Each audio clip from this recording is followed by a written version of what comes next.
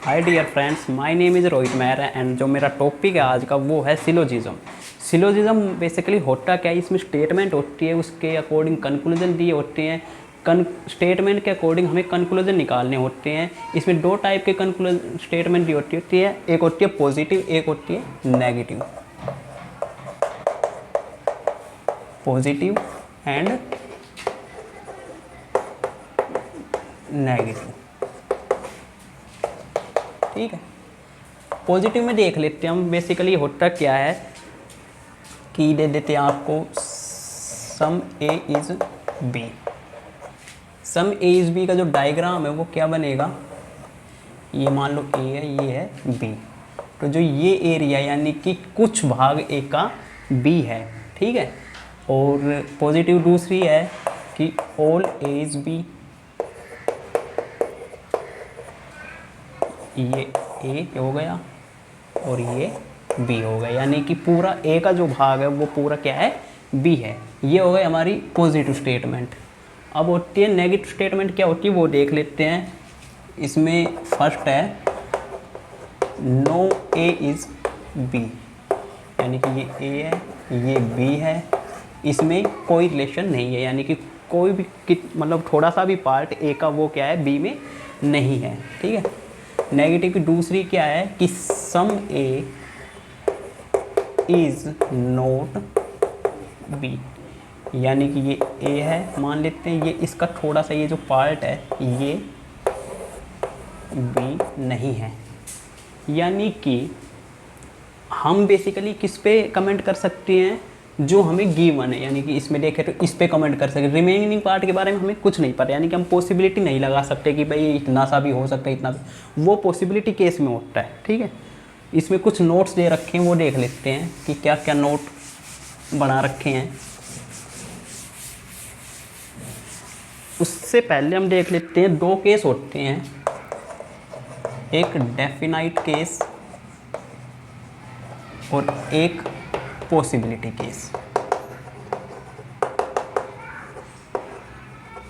Possibility case, ठीक है। Definite case में क्या है, हम मान लो कह देते हैं कि राम पागल है, यानी कि इसमें क्या है 100% की श्योरिटी है हमारे पास कि भाई राम तो पागल है, ठीक, कंफर्म है कि राम पागल है, ठीक है।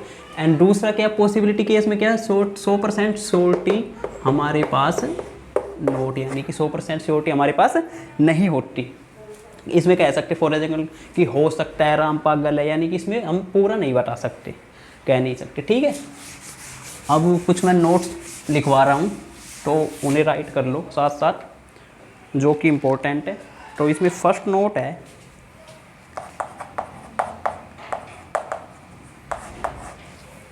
फर्स्ट नोट क्या है कि इफ स्टेटमेंट, अगर statement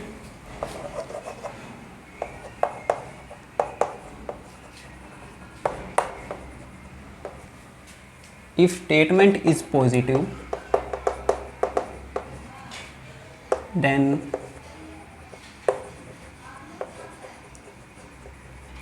conclusion is positive, is must be positive in definite case, ठीक है। यानी कि हमारे पास अगर स्टेटमेंट पॉजिटिव दे रखी है तो उसका कंक्लूजन भी क्या होगा, पॉजिटिव होगा। देन नेक्स्ट नोट है, note number second write down करो कि इफ स्टेटमेंट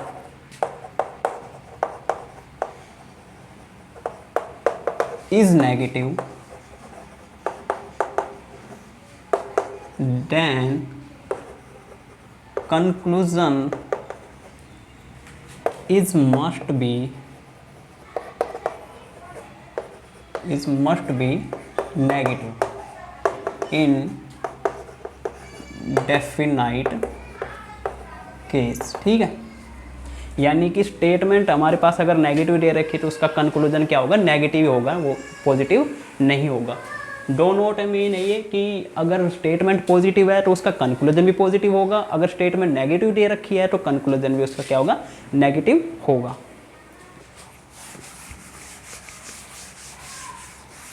देन नेक्स्ट इसका थर्ड नोट है, नोट नंबर थर्ड, यानी कि स्टेटमेंट रीस्टेटमेंट कर दे,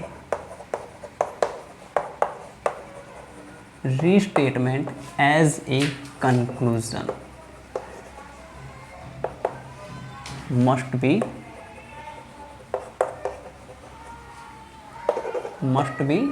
रॉन्ग। अगर स्टेटमेंट दे रखी मान लो फॉर एग्जाम्पल मान लेते हैं कि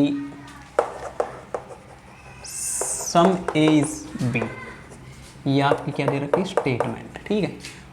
अब कंक्लूजन भी यही दे दे सम ए इज बी, तो इस कंडीशन में ये क्या कंक्लूजन क्या होगा, रॉन्ग होगा। क्यों होगा कि मान लो फॉर एग्जांपल है कि आप डिबेट कर रहे हैं, डिबेट आपकी 1-1.5 घंटा चली, अब उसका कंक्लूजन निकालना कि कंक्लूजन होता क्या है, ठीक है। तो कंक्लूजन ये तो नहीं कि आप 1-1.5 घंटा डिबेट करने के बाद भी कंक्लूजन 1-1.5 घंटा करो, वो क्या होता है शॉर्ट फॉर्म में होता है, कुछ ही शब्दों में होता है।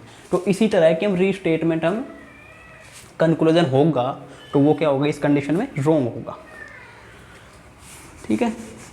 देन नेक्स्ट देख लेते हैं इसका fourth note,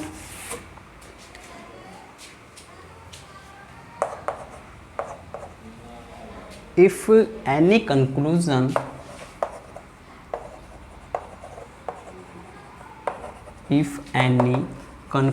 indefinite case indefinitely true, if any conclusion indefinitely true, it must be false,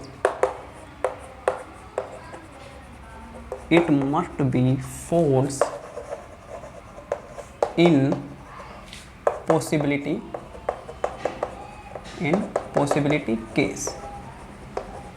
आपको जो कंक्लूजन वो डेफिनेटली ट्रू है, मान लो फॉर एग्जाम्पल राम पागल है, ये 100% श्योरिटी वाला केस है, यानी कि डेफिनेट केस है, ठीक है। अगर हमने दे दिया कि ये कंक्लूजन, ठीक है, हमने कंक्लूजन ही निकाले कि राम पागल 100% हमें कंफर्मेशन है कि वो पागल है, ठीक है। तो हम पॉसिबिलिटी में तो ये नहीं कह सकते कि हो सकता है राम पागल, ये तो रॉन्ग हो जाएगा क्योंकि हमने पहले ही कह दिया कि 100% श्योरिटी के साथ कि राम पागल है, ठीक है। देन इसका अगला पॉइंट है वो क्या है, इफ एनी कंक्लूजन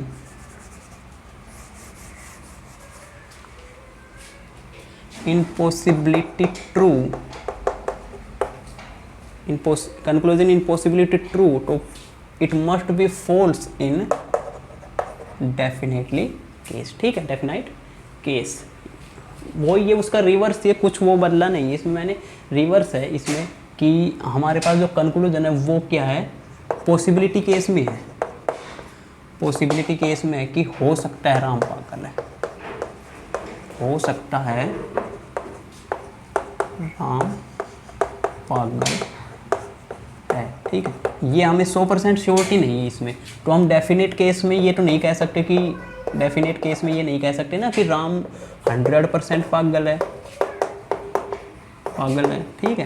तो ये इस कंडीशन में क्या हो जाएगा, ये रॉन्ग हो जाएगा, ठीक है। देन नेक्स्ट देख लेते हैं, इसका कितने हो गए हमारे 5 पॉइंट हो गए ना। 6 देख लेते हैं, नोट 6, जहाँ पे हमें कैन बी या मे बी का यूज़, जहाँ हमें कैन बी और मे बी लिखे तो वो क्या होगा पॉसिबिलिटी केस कहलाएगा। क्या कहलाएगा, पॉसिबिलिटी, ठीक, कैन बी और पॉसिबिलिटी केस कहलाएगा वो। देन नेक्स्ट देख लेते हैं, इसमें एक ओनली का भी देखा होगा आपने,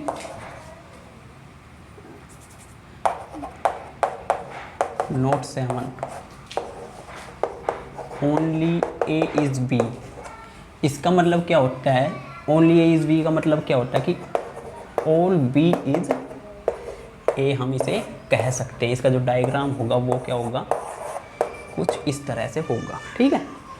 देन नोट 8 में क्या है, एनी ऑफ ओ की कह दे आपको, any of A is B. इसका मतलब है कि ऑल A इज B, इसमें A आ गया, ये B आ गया, ठीक है। तो ये है कुछ, ये मैंने 7 नोट लिखवाए हैं जो कि सिलोजिज्म के अकॉर्डिंग बहुत ही इम्पोर्टेंट नोट है।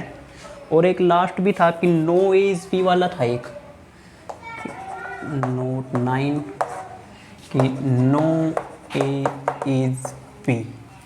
इसको हम क्या कह सकते हैं, इसको कह सकते हैं ऑल ए इज, इसको हम कह सकते हैं all A is not B, ठीक है, all A is not B, ठीक है। ये कुछ मैंने नोट लिखवाए थे, लिखवा दिए, ठीक है। अब इनके अकॉर्डिंग ही पूरा वो होगा हमारा सिलोजिज्म, ठीक है। अब कुछ देख लेते हैं हम एग्जाम्पल के तौर पे, इनको एक एक करके चलेंगे, ठीक है। आपको ये स्टेटमेंट दे रखी है, स्टेटमेंट दे दी कि सम ए इज बी, ठीक है। देन कंक्लूजन, दे रखा है, फर्स्ट दे दिया some A is B, second दे दिया all A is B, and third दे दिया no A is B, and fourth दे दिया आपके पास some A is not B, ठीक है। ये 4 कंक्लूजन दे दिए, स्टेटमेंट दे रखे आपके पास सम ए इज बी। तो फर्स्ट इसमें कंक्लूजन दे रखा है, इसमें first some A is B, तो ये क्या होगा, स्टेटमेंट भी वही होगी, कंक्लूजन भी हो गई, यानी कि रीस्टेटमेंट हो गई। तो ये इस कंडीशन में क्या मैंने बताया था ना कि रीस्टेटमेंट जहाँ वो क्या हो जाएगा, रॉन्ग, ठीक है। सम ए इज बी कह रहा है, इसका फर्स्ट ऑफ ऑल एक बार डायग्राम देख लेते हैं। ये ए हो गया, ये ए है, ये है बी, और ये जो पार्ट है, ठीक है। ये डायग्राम बना रख दिया मैंने, ठीक है। सम ए इज बी दे रखा है, कंक्लूजन स्टेटमेंट भी वही है, कंक्लूजन भी वही है, यानी कि रीस्टेटमेंट हो गई, वो उस कंडीशन में क्या हो जाएगा, रॉन्ग हो जाएगा, ठीक है। अगला देख लेते हैं कि all A is B, all A is B तो नहीं हो सकता, क्योंकि ये जितनी यही पार्ट क्या है, कुछ पार्ट ए का है, कुछ पार्ट ए का है जो वो बी है, पूरा तो नहीं है। तो इस कंडीशन में ये भी क्या हो जाएगा, गलत हो जाएगा। एक मैंने बताया था शुरू का पॉइंट, अगर पॉजिटिव स्टेटमेंट है तो उसका कंक्लूजन भी क्या होगा, पॉजिटिव, वो नेगेटिव नहीं होगा। तो उस कंडीशन में क्या हो जाएगा, ये रॉन्ग हो जाएगा। ये क्या है, नेगेटिव है, ये क्या है, नेगेटिव है, तो ये कंडीशन में क्या हो गए, रॉन्ग हो गए, ठीक है। ये समझ में आया। एक बार दोबारा रिपीट कर देता हूँ कि आपको स्टेटमेंट दे रखी सम ए इज़ बी, यानी कि कुछ ए का हिस्सा है वो क्या है, बी है, ठीक है। कंक्लूजन दे दिया सम ए इज बी, यानी कि रीस्टेटमेंट होगी, रीस्टेटमेंट का मतलब है रॉन्ग है, वहाँ पे रीस्टेटमेंट होती नहीं है, ठीक है। ऑल ए इज बी, कुछ हिस्सा ए का बी है, पूरा नहीं है, पूरा नहीं कह रहा, तो इस कंडीशन में भी ये हो गया रॉन्ग, ठीक है। और ये केस बताए थे मैंने कि अगर पॉजिटिव स्टेटमेंट दे रखी तो उसके पॉजिटिव ही कंक्लूजन निकलेंगी, नेगेटिव नहीं निकले, तो इस केस में क्या ये दोनों ही रॉन्ग हो गए, ठीक है। देन सेकंड देख लेते एक बार, ये आ गए समझ में, नहीं आए तो वीडियो को दोबारा से देख लेना रिवर्स करके, कोई बड़ा इशू नहीं है, ठीक है। देन अगला है all A is B, all A is B, conclusion में यही है, ठीक है, ऑल ए इज बी, ठीक है, ऑल ए इज बी। अब इसमें देख रहे हैं कि इसका डायग्राम बना दिया मैंने, ये ए है और ये क्या है, बी है, ठीक है, ऑल ए इज बी। इसका देख ले सम ए इज बी, इसका कंक्लूजन निकला सम ए इज बी। जब पूरा का पूरा भाग है वो ए का जो पार्ट पूरा का पूरा वो बी है, तो उसका कुछ हिस्सा भी बी होगा, तो इस कंडीशन में ये क्या हो जाएगा, राइट, ठीक है। All A is B statement दे रखी है, कंक्लूजन भी ऑल ए इज बी हो गया, तो ये क्या हो गया, रीस्टेटमेंट। इस कंडीशन में रीस्टेटमेंट जहाँ जाए वहाँ रॉन्ग है, ठीक है। स्टेटमेंट पॉजिटिव है, कंक्लूजन नेगेटिव है, तो इस कंडीशन में ये क्या हो गए, रॉन्ग हो गए, ठीक है। आसान है ना, कुछ नहीं है इसमें, साथ साथ करते चलोगे समझ में आ जाएगा, ठीक है। देन नेक्स्ट देख लेते हैं एक बार, नेक्स्ट है no A is B. No A is B में देख लेते हैं, यहाँ पे स्टेटमेंट हमारे पास क्या है, नेगेटिव, ठीक है। कंक्लूजन क्या है हमारे पास, पॉजिटिव। तो उस कंडीशन में क्या हो गया, ये रोंग, ठीक है। ये रीस्टेटमेंट हो गई, ठीक है, वही है घुमा फिरा के ये रीस्टेटमेंट। अब देखो यहाँ पे इसका मैंने अभी डायग्राम नहीं बनाया ना, ये डायग्राम बना लेते हैं। ए यहाँ पे हो गया, ये बी यहाँ पे हो गया, इन दोनों में कोई रिलेशन नहीं है, ठीक है। नो ए इज़ बी, ये कह रहा है कोई भी हिस्सा ए का है जो वो बी में नहीं है। तो जब पूरा का पूरा ही नहीं है तो कुछ हिस्सा भी नहीं है। मान लो आपने एक एप्पल ख़रीदा, एप्पल आपका पूरा सड़ा निकला, ठीक है, पूरा ख़राब है, तो ये उसका जो छोटा सा पार्ट हमने एक टुकड़ा निकाल लिया तो वो भी क्या होगा, ख़राब ही निकलेगा। या दूसरे एग्जांपल से देख लो कि आपको कह दिया कि भाई एक बिल्डिंग है वो पूरी ही ख़राब है, टूटी फटी है, ठीक है, तो उसका जो एक कमरा होगा वो भी ख़राब होगा, ठीक है। बस ये बात ध्यान रखना। चलें आगे। तो इस कंडीशन में ये क्या होगा, गलत, ठीक है।